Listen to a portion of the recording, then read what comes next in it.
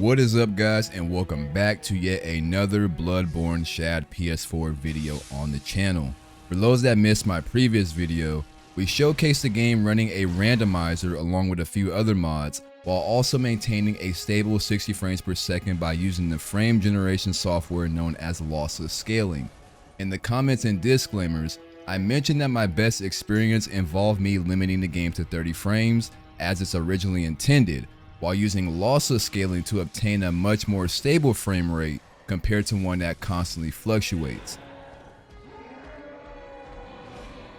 Originally, when I tried the 60 FPS mod, it seemed pretty decent, but obviously on an RTX 2070, there were a lot of segments where the frame rate would just take a nosedive or just constantly hitch here and there. So this video was originally meant to showcase why I believe it's somewhat of a smarter option to just lock it at 30 and use lossless compared to just using the traditional 60 FPS mod. However, this idea has seen a bit of a shift within the past 24 hours because after running some tests, I've kind of come to the conclusion that maybe the 60 FPS mod plus lossless might just be the way to go. And in this video, I'll kind of provide some examples on how I came to that conclusion. Before we move any further, if you take note of my screen, you'll be able to see my statistics. The bottom left corner shows the actual frame rate along with other info such as CPU and memory usage. And the top left is what you see lossless scaling rendering. The 30 on the left is the actual FPS, while the 60 on the right is what lossless is outputting. Throughout the video, I want you to keep an eye on how much the frame time in the bottom left fluctuates versus how often the numbers in the top left drop. This is pretty much proof that in terms of stability, lossless is definitely the way to go.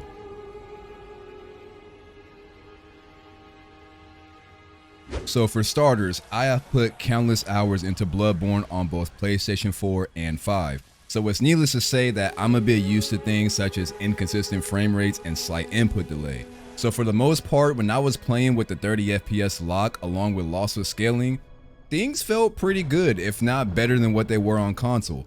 But for some random reason, I just decided to test a 60 FPS patch in the DLC area, and there was one factor that just immediately blew me away, and that was the absolute lack of input delay.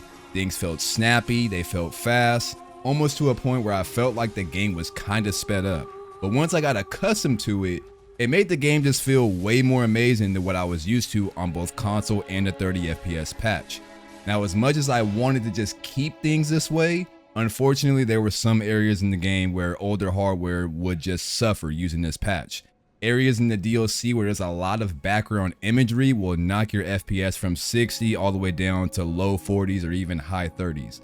So my initial thought was just to enable lossless in areas where my PC couldn't handle 60. But the problem with this is that it would then introduce the input delay. Originally, the input delay wasn't an issue, but when you swap back and forth with it on and off, you will immediately begin to notice a difference. It's similar from going from 30 to 60 FPS. 30 isn't necessarily bad once your eyes get accustomed to it, but if you constantly swap back and forth while gaming, it will begin to look a bit jarring.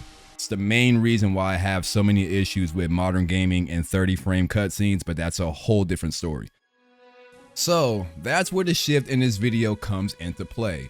Instead of comparing the 60 FPS patch to lossless scaling with the 30 FPS patch, we're going to be going over how to combine both while minimizing the input delay to its fullest.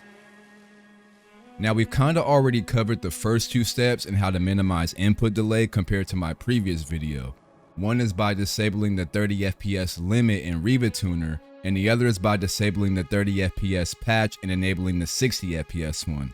Limiting the game to 30 FPS using RivaTuner does add very minor input delay, but it's nowhere near as bad as the actual 30 FPS patch, which it states in the description.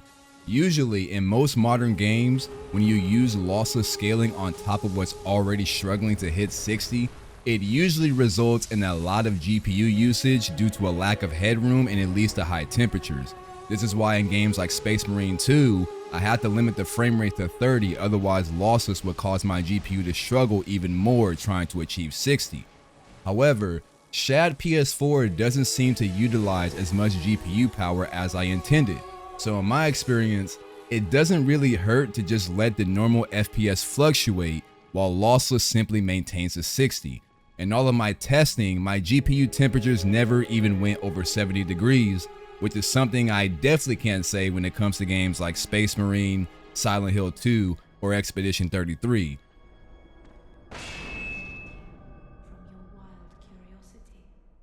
Now, when it comes to lossless scaling, the first section we want to pay close attention to is the Q target setting.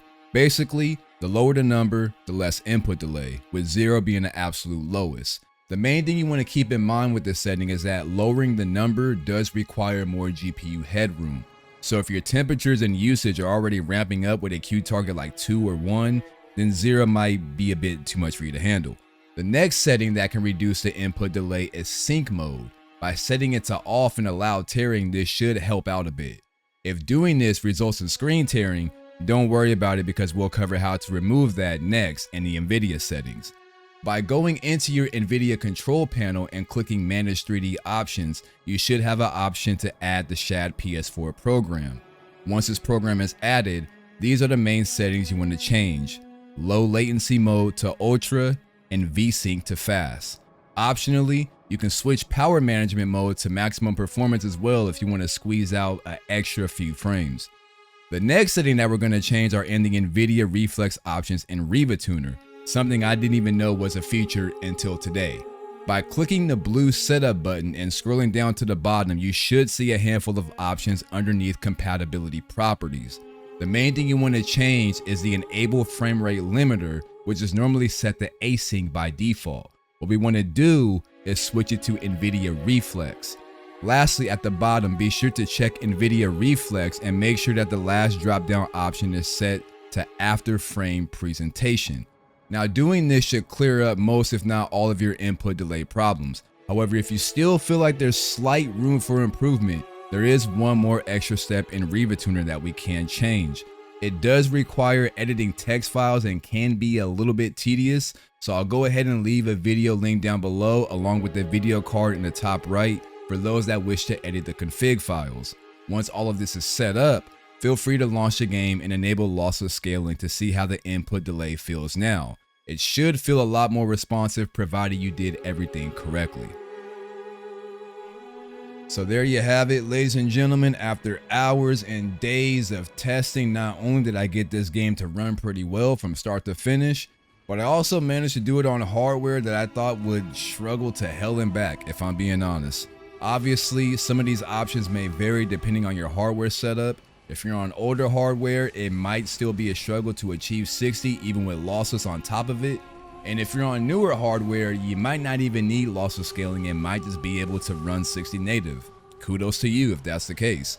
My advice would be to just spend time testing things thoroughly before simply running to the ShadPS4 Reddit or the comments section. I really do hope that something in this video was able to help anyone out who was looking to emulate Bloodborne, whether you owned a PlayStation or just want to experience the game in higher quality. If you guys like this video, be sure to like, share, and subscribe. And until the next time, folks, we are outro. You feel me?